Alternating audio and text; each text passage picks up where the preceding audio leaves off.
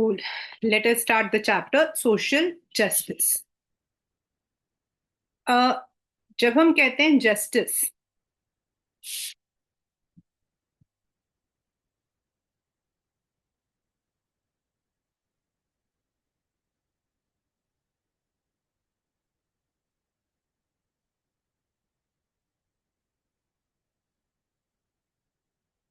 तो सबसे पहले हमारे दिमाग में आता है एक पिक्चर ऑफ अ कोर्ट, क्योंकि जस्टिस का मतलब हमारे लिए होता है कोर्ट में जो हम लोगों को मिलता है। बट सोशल जस्टिस मीन्स, आप अभी हमने जो लास्ट चैप्टर पढ़ा था इक्वालिटी, तो उस इक्वालिटी को हम जो एस्टैब्लिश करते हैं यानी कि जजमेंट देते हैं, यानी जब हम राइट को राइट एंड रॉन्ग को रॉन्ग बोलते हैं, that's in fact justice. When you are able to differentiate between what is right and what is wrong, and that too for the society. तो हमारे इंडियन कल्चर को अगर हम देखते हैं, वी नो हम लोग सब इंडियन सोसाइटी में रहते हैं, so we have always been, Shri Ram ji जो है, ही वॉज राइटियस। उनके लिए हम वर्ड यूज करते हैं राइटियस, मतलब सही के लिए he used to stand to the end. तो हम कहीं ना कहीं, and when it comes to Mahabharata, मद भगवत गीता, तो हम क्या कहते हैं? Shri Krishna stood with Pandavas. Why did he stand with Pandavas? Because Pandavas were in the right way. तो हम अपने जस्टिस को धर्म से, यानी उस वक्त में जो राजा थे, he was responsible for managing, maintaining the social order. In China Confucianism एक बहुत बड़ा धर्म है, मतलब there religion, and it was what we call as, उसको जो है प्रोफेस किया था कंफ्यूशियस ने, एंड उनका मानना था king should maintain justice by punishing the wrong doers and rewarding the virtuous. अगर आपको राजा विक्रमादित्य की कहानी, हम लोग तो पढ़ते थे, हमारे तो बुक में भी था, who is said to be the one of the most righteous जज, मतलब कि जस्ट किंग इन और इंडियन हिस्ट्री। तो ये माना जाता था कि सच को सच, गलत को गलत साबित करना एंड पनिश करना the wrong doers was government's policy. In Athens, Plato, he has अपने स्टूडेंट्स वगैरह के साथ में ही यूज्ड टू डिस्कस, और उन्होंने अपनी बुक द रिपब्लिक में लिखा है, यानी justice is giving the right dues to the person, जो कि आज हमारे लिए बहुत इंपॉर्टेंट है। जब हम बात करते हैं इक्वालिटी, इन इक्वालिटी, तो हम क्या बोलते हैं? ये तो इनजस्टिस है। हमारा अगला जो इसके लिए सिनोनिम यूज होता है इनजस्टिस है, बराबर नहीं दिया, यानी हमने इक्वालिटी को एस्टैब्लिश नहीं किया। ये जो इमैनुअल कांट वाला है, ये पेपर में आया हुआ है। Human beings possess dignity. If all persons are granted dignity, then what is due to each of them is that they have the opportunity to develop their talents and pursue their chosen goals. Justice requires that we give due and equal consideration to all the individuals. तो अब इसमें जो paper में बहुत important question आता है वो होता है प्रोपोर्शनल जस्टिस। एक पेपर में आता है, पहला है इक्वल ट्रीटमेंट टू इक्वल्स, वो हम लास्ट वाले चैप्टर में पढ़ चुके हैं। That is all the people is the principle of treating equals equally, यानी सबको ह्यूमन बीइंग्स की तरह ही हमने ट्रीट करना। Some of the important rights which are granted in most liberal democracies today include civil rights, right to life. Right to life के अंदर, there are so many provisions, like if a person is arrested, the person can approach the law. Then liberty to do something, property. Then political rights like right to vote, यानी कि उसको हम equal status देकर justice करने की कोशिश कर। The principles of treating equal equally would require people should not be discriminated on any ground. पूरा चैप्टर आपका वही था जो लास्ट था. अब आपको इक्वल नहीं ट्रीट हो रहा है तो वहां हम क्या वर्ड यूज करते हैं? The justice has not been provided. और एक बहुत इंपॉर्टेंट हमारा there is a phrase, justice delayed is justice denied. यानी the judgment, the justice should be done to the person as and when required. तो now is proportionate. Proportion का मतलब क्या होता है? एक पर्टिकुलर प्रोपोर्शन में देना. Equal treatment is not the only principle. There could be circumstances where we might be treating everybody equally would be unjust. वो हमने लास्ट वाले क्लास में भी पढ़ा था. लाइक अगर एक लाइन लगी हुई है, ठीक है, and if a person who is aged, a person who isn't able to walk, a person who is ill, अगर हम उसको बोलते हैं कि नहीं भाई आपको भी लाइन में ही खड़ा होना है, so do you call it as just? No. हाँ, सबको लाइन में खड़ा होना चाहिए. That is equality. Whether you are men और women, you need to stand in the queue because it is ensuring discipline. बिल्कुल सही है. लेकिन अगर मान लो कि किसी इंसान को जरूरत है, किसी इंसान की तबीयत ठीक नहीं है, तो डू यू थिंक दैट हम इक्वालिटी वाली प्रिंसिपल वहां लेकर आ सकते हैं? Will it ensure justice? No. So there might be some circumstances where we need to be unequal. और उसको हम जस्टिस कह रहे हैं, हम उस इंसान के साथ जस्टिस कर रहे हैं जिसकी तबीयत ठीक नहीं है. If everybody starts the same baseline of equal rights, justice in such case would mean rewarding people in proportion to scale and quantity of their effort. However, it would be fair and just to reward different kinds of work. जैसे हमने last वाले class में बोला था कि एक इंसान जो मैथमेटिशियन है, एक इंसान जो साइंटिस्ट है, उसका जो रिवॉर्ड होगा definitely it would be according to his और her efforts. And a person who is a brick layer, उसको जो हम रिवॉर्ड देंगे that would be according to there.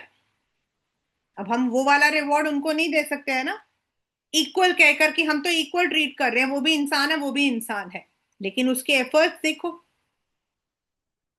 तो जो हमने कल इक्वालिटी में पढ़ा था ना, how to implement equality, that is where justice comes in. Just for justice in society, the principle of equal treatment needs to be balance with principle of proportionality. यानी कि कहां पर कितना देना है, इक्वालिटी को भी एस्टैब्लिश करने के लिए कहां पर कितना देना है.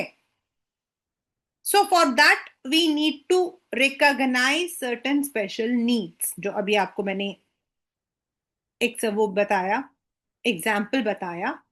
A third principle of justice which we recognize is for to take into account special needs of people while distributing rewards or duties. अब मान लो हम कहते हैं सब इक्वल है, okay, and there are people who are standing in the queue for a work, but एक वहां पर एक औरत है हु इज नॉट वीक. अगर हम उसको भी वही काम देते हैं जो एक स्ट्रॉन्ग पर्सन को दे रहे, do you think it is equal? No. You know, even in CBSE हमारे अपने एग्जाम्स पैटर्न में भी हम लोगों ने, मतलब CBSE has made certain provisions की जो स्पेशल नीड्स होते हैं. अब स्पेशल नीड्स के बेटा, if you say what you call as definition, बहुत सारे हैं. Physical special need, mental special needs, autism, आजकल एक वर्ड है ऑटिज्म, लैक ऑफ कंसंट्रेशन. तो ऐसे में हमें उन बच्चों के साथ, उन लोगों के साथ we need to act differently. अब उसमें हम इनइक्वालिटी या पार्शियलिटी नहीं कर रहे हैं. So the principle of taking account of the special needs of people does not necessarily contradict the principle of equal treatment, because principle of treating equally could imply people who are not equal needs to be treated differently. People with special needs, disability, अभी compulsory है according to government, according to law, in the schools there should be a ramp made so that the students who have the special needs, कई बार पैरों, बच्चों के पैरों में चोट लग जाती है, कुछ हो जाता है, they have to, similarly in the airports, the people who need this kind of treatment, like old people होते हैं, बीमार इंसान होता है, उनके लिए आपके लिए जो है व्हील चेयर्स प्रोवाइड किए जाते हैं, and they are taken on a special route. That's physical disability. Go age or lack of access to good education, lack of healthcare are some of the factors. In India, constitution allows for reservation of government jobs or quotas for admission to educational institution for SC/ST. This is because of the social discrimination which had been there for years. Different groups in the country might have favor different policy depending upon which principle of justice they emphasize. On a whole, I say everyone is equal. And एक time तक, एक as तक हमें उनको जो है special treatment देकर बराबर लाना चाहिए, उसके बाद they should be given the same fair treatment what others get. So that would not be called as partiality, that is called as justice. We are doing justice to those people who are not getting that. तो अब आता है what is just distribution, यानी कि justice. Just यानी कैसे हम proper ensure कर रहे हैं that justice is implemented. Social justice also concerns the just distribution of goods and services between nation, between different groups, individuals. अगर आप देखो हमारे यहाँ पर राशनिंग है. What is rationing? यानी provision of ration card for those who are not able to buy the necessary goods at normal cost. तो that is ensuring justice कि उनको भी फूड सिक्योरिटी का पूरा फायदा मिलता है. अब जो खरीद सकते हैं वो खरीद लेते हैं, लेकिन जो नहीं खरीद सकते हैं द गवर्नमेंट इंश्योर्स कि उनको भी जो है जस्टिस मिले. If there are serious economic or social inequality, it becomes necessary to try and redistribute some of the important resources of the society to provide something like a level playing field for citizens. इसका सबसे best example is ration. एक मतलब बहुत ही simple है. Therefore, within a country, social justice would require not only people be treated equally in terms of law and policies, but they also enjoy some basic equality of life condition and opportunity. यानी उनको हम तभी तो बराबर बोल रहे हैं. अगर हमने उनको छोड़ दिया, if the government leaves them, okay, आप लोग जो हो you belong to marginalized category, हम आपके लिए कुछ नहीं करेंगे. So where is the principle of equality established? Principle of equality को एस्टैब्लिश करने के लिए जस्टिस करना पड़ेगा आपको. Difference of opinion on matters such as whether and how to distribute and ensure equal access to education and job arouse fears, passion in society and sometimes provoke violence. 12th standard में you have that. वो जब Mandal commission was implemented in our country, Mandal commission क्या है आपका? 27% of the reservation of jobs for the मतलब कि backward communities. जब ये हुआ था तो बहुत ही भयानक वायलेंस हुआ था, specifically in north India. North India में हुआ था. तो ऐसा क्यों हुआ था? बिकॉज उन लोगों का मानना था कि अगर आप जनरल कैटेगरी से सारे जॉब्स निकालकर रिजर्वेशन में डाल देते हो तो फिर हम लोगों के लिए तो कुछ बचता ही नहीं है. They are right at their point. वो अपनी जगह पे गलत नहीं है, but at the same time जिनका जो मार्जिनलाइज्ड है, जिनको नहीं मिला, वो क्या करें? उनको कैसे दें? अब उनको अगर बोल दिया जाए कि भाई आपको जॉब मिलेगा, लेकिन जॉब से पहले पढ़ाई भी तो मिलेगी.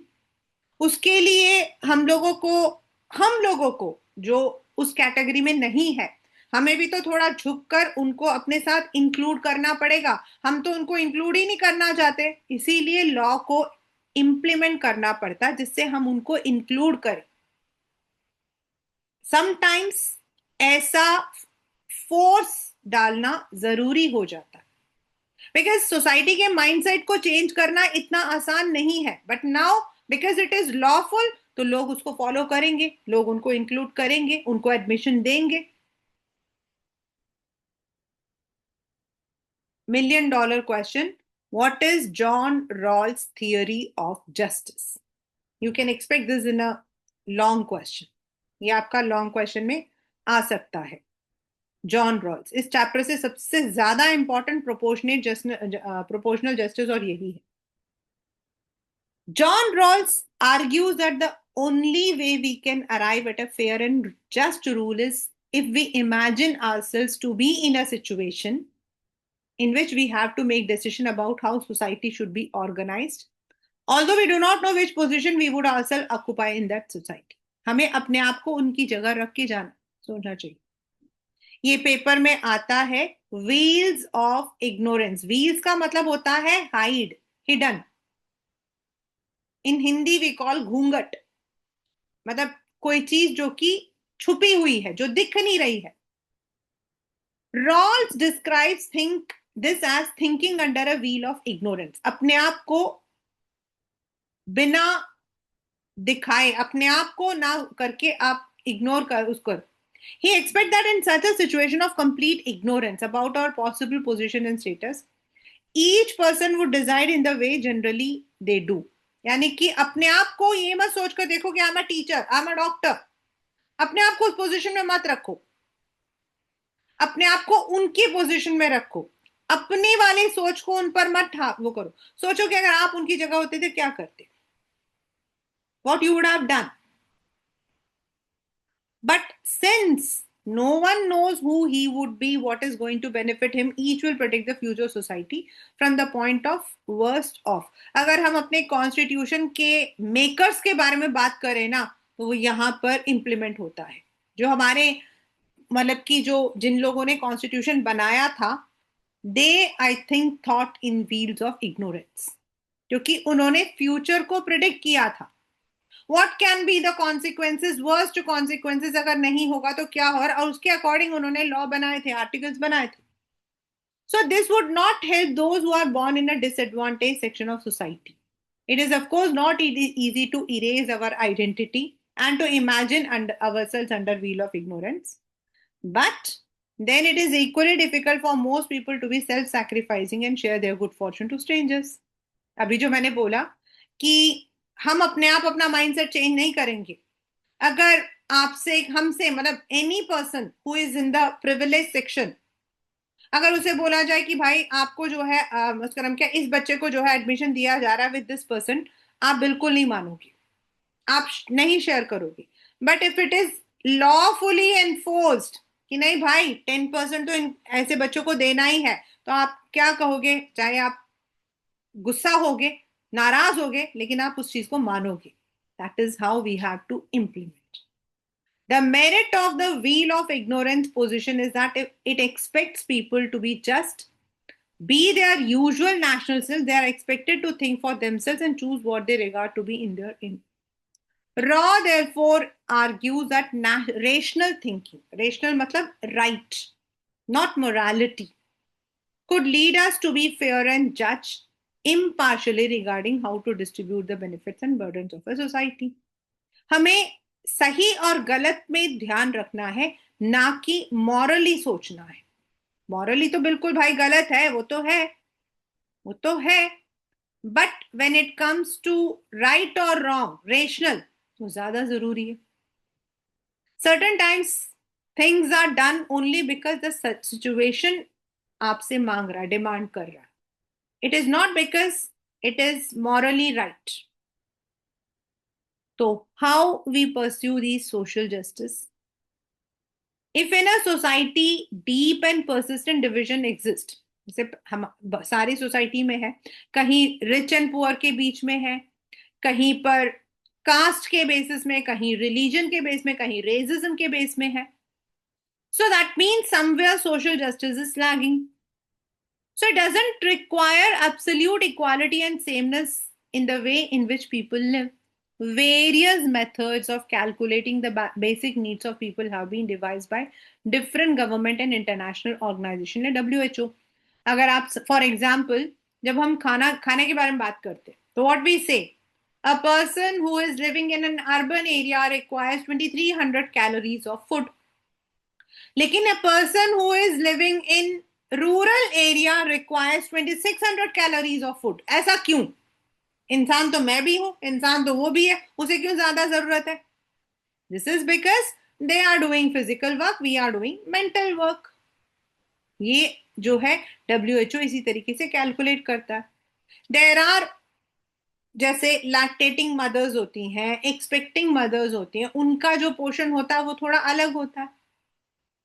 Providing people with their basic needs is considered to be one of the responsibilities of a democratic government. Providing such basic conditions of to all citizens may pose a heavy burden, particularly in India where we have large number of poor people. So, different approaches are being supported by different political groups who debate the relative merit of different schemes.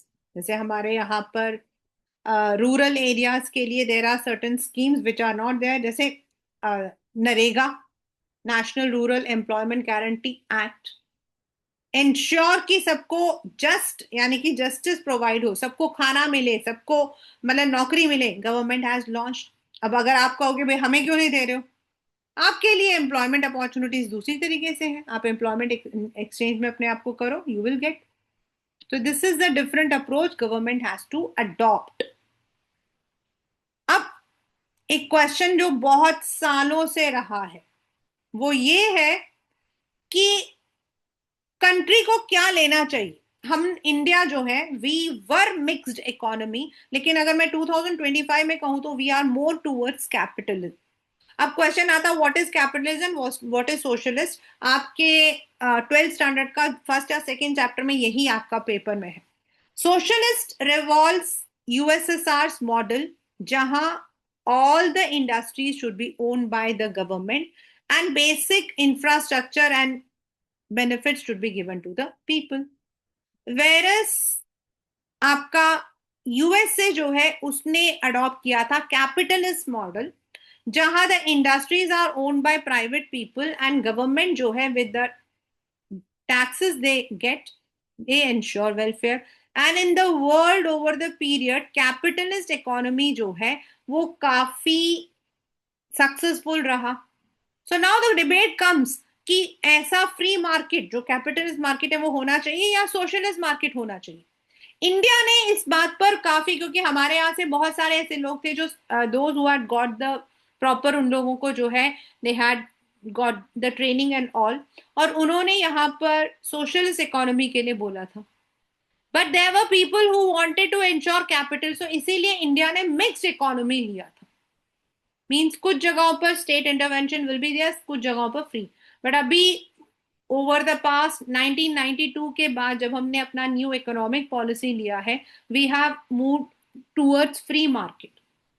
Free market मतलब जहां सबको जो है अपना industry लगाने का भी है, they are open. And there are areas जहां हमारे जो इंडस्ट्रीज हैं they are own completely by state, like defence. Supporters of free market believe if markets are left free of state interference, the sum of market transaction would ensure overall just distribution of benefits and duties. जो capitalist है उनका यही मानना है कि भाई हमें उसका नाम क्या है, अपना काम करने दो, हमें इंडस्ट्रीज लगाने दो, हमें बिजनेस करने दो, सबको बराबरी का दे दो, सबको जैसा चाहते वो करें. However, not all free market supporters today would absolutely support unregulated market. भाई जब तक मार्केट को भी आप रेगुलेट नहीं करोगे, बड़ी बड़ी कंपनीज क्या करेंगी, वो अपना प्राइस जो है वो अपने हिसाब से रखेंगी.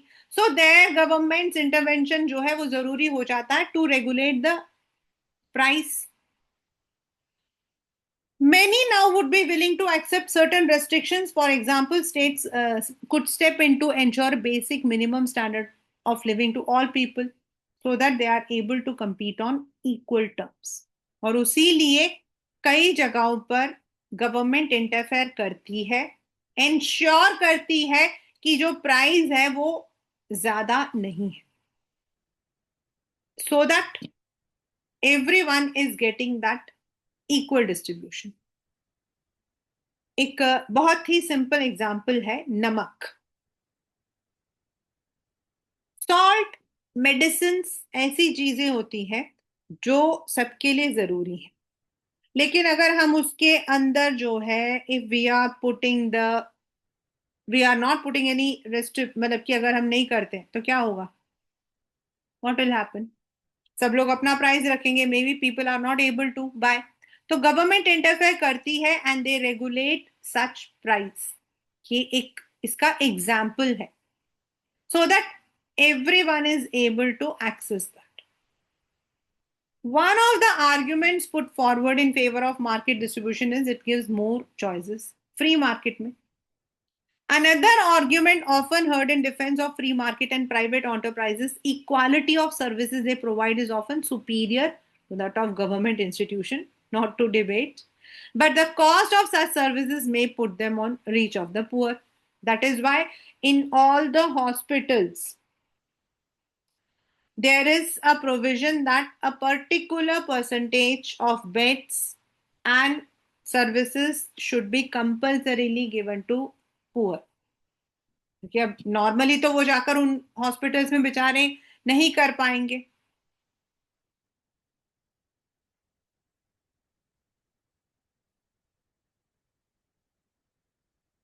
Arguments can be put forward on both sides of debate, but free market often exhibit a tendency to work in favor of already privileged. But बहुत सारे लोगों का यही मानना है कि वो उन्हीं लोगों को फायदा करता है जिनके पास ऑलरेडी रिसोर्सेज है। In a democratic society, disagreement about issues of distribution and justice are inevitable and even healthy because they force us to examine different points of view and rationally defend our. ये तो चलता ही रहेगा।